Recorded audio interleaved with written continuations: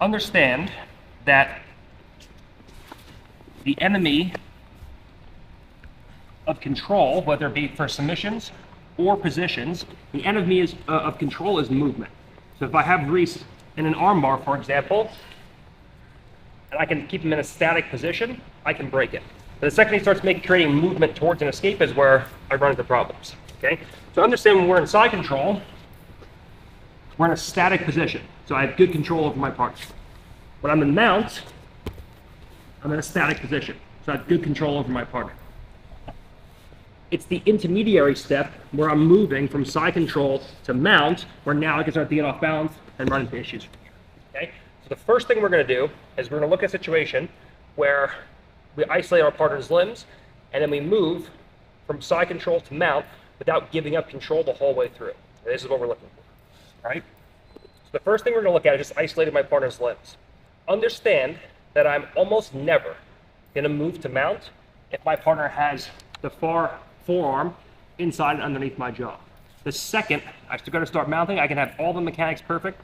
If he just extends with that far arm, I'm going to get off balance every single time.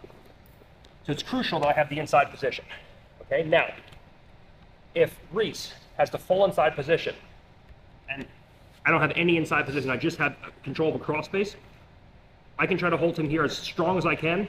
All he has to do is bridge and bring his knees and elbows together, and he's out every time. Because he dominates the inside real estate. The second that I dominate all of the inside real estate, the second that I have an underhook in place, the second I have my chin and jaw inside of my partner's forearm, the second I have my hip inside of my partner's elbow, now I dominate all of the inside real estate. So now, if Reese doesn't get his limbs to the inside, we can sit here for a full day, a full week, however long. When he goes to bridge and freak out and move, there's absolutely no way he's escaping from here. So the question is how can I incrementally fight my limbs to the inside position relative to his limbs? And he has the same question. How can he fight his limbs to the inside position relative to my limbs and body? All right, so it's a central problem for both of us. I'm trying to steal the inside position on him, and he's trying to steal the inside position on me. All right? The question is, how can I be better at stealing the inside position than him? So we're going to start off where we have our elbow to the inside, we have a cross face, we have our hands locked. He has his near side elbow in, he has his far side elbow in. The first thing we're going to do is we're going to start trying to get our right hand to the inside position. Now, understand that the further I am towards my partner's head, the easier it is for my partner to bring his knee and elbow together and get his knee to the inside of my hip. So the second I go to start trying to fiddle around with this far arm, I have to make sure that I circle towards my partner's hips and I cover his hips to point his knees away from me. If I just randomly take my hand up here, there's nothing controlling him, and now he beats me every time. So from here, I just circle towards my partner's hips ever so slightly, and I connect my right hip to his. So now, when I shorten my right elbow to his hip and he goes to recover, he won't be able to do so. And now from here, we can just shoot an inside bicep tie into place and lock our hands in a 10-finger grip. Now, when Reese goes to push me away, this shoulder is completely controlled now through this S grip. And now from here, we just circle or we just open our right elbow like so. When Reese goes to bring his hand back to the inside, keep his hand inside, it's a pretty easy thing for me to take my head and pummel it to the inside of his wrist, like so. Now, right from here, we grab the shoulder, we shorten the elbow. Now, as I'm going to put my underhook in, the big place I'm going to get beat is if my ear and my shoulder are separate. Now we can punch his hand back in, and now he has his frame back to the inside. Now, right from here, I just touch my ear and my shoulder together. Now, as Reese goes to beat me, my whole thing is I bring my two elbows together. So I lift the head, my left elbow comes in, and my right elbow shoots to my left. And now from here, when he goes to bring everything back to the inside, he can't do it. And now I keep my head down, we have the inside position. Okay, so right from here, dealing with the far arm. First thing we're going to do, we cover his hips. As we cover the hips, now he goes to escape. We can take that hand to the inside and lock up. Now from here, we open the elbow. He goes to keep his hand to the inside. We can take our head to the inside position. Now, as we go to shorten, I shorten my elbow, we lift ear to shoulder.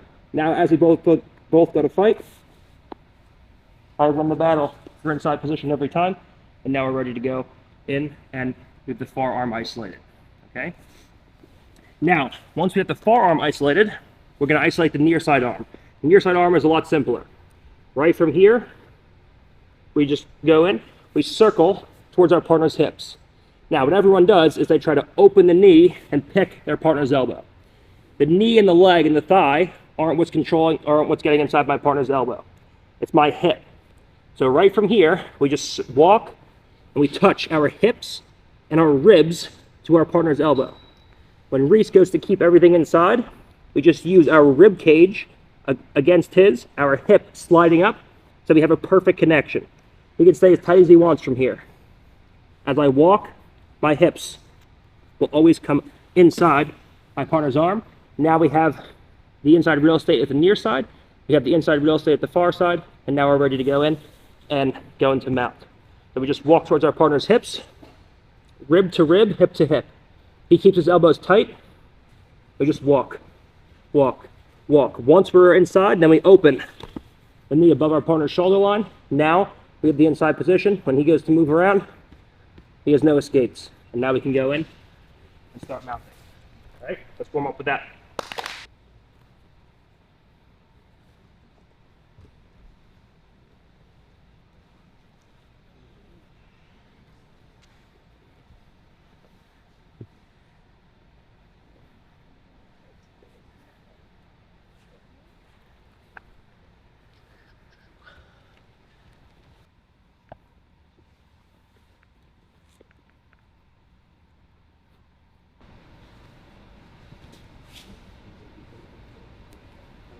Time, guys. We're going to go into some scrimmaging today, and we're going to look at just putting our partner down and then controlling the scrimmage after my partner's butt hits the floor. And we're going to obviously just go into some of the differences between classical wrestling and scrimmage wrestling. In our sport, the action starts when your partner hits the floor. The action starts for us after the takedown. The takedown itself isn't what scores. It's the control after the takedown which actually gets you the score. So we're just going to go into, we went over basic takedowns, we went over beginner's guide to success, we went over upper body takedowns, lower body takedowns. Now, once we actually hit the takedown, we're not really going to spend much time on takedowns here, but we're going to look at the control that comes after the takedown, which actually allows us to score in an ADCC rule set. So that's going to be the primary focus of this instructional, is not only putting our partner down, but controlling them after the takedown to get to a score with the submission, a pin, or a back take.